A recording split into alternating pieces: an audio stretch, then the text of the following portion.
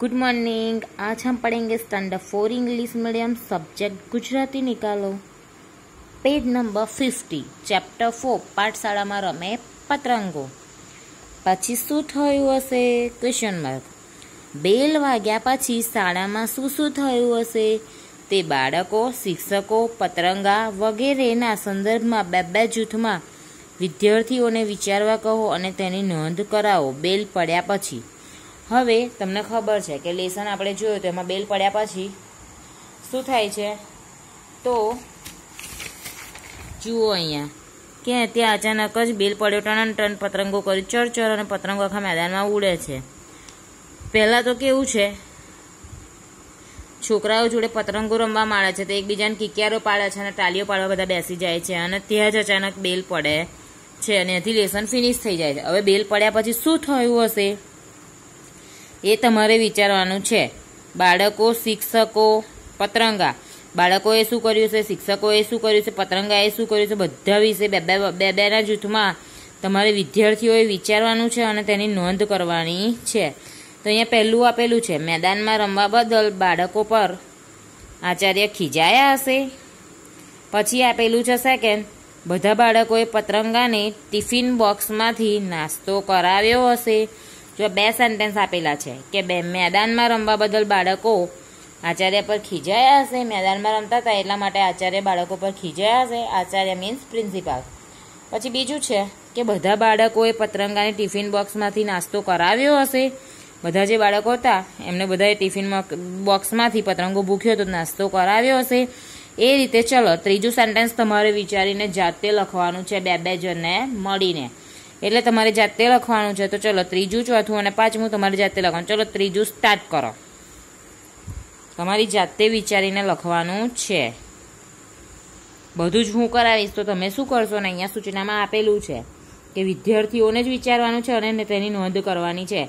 એટલે તમારે જ વિચારવાનું છે કે બેલ પડ્યા પછી શું થયું હશે, તો વિચારો અને ત્રીજું સેન્ટેન્સ લખો। ચલો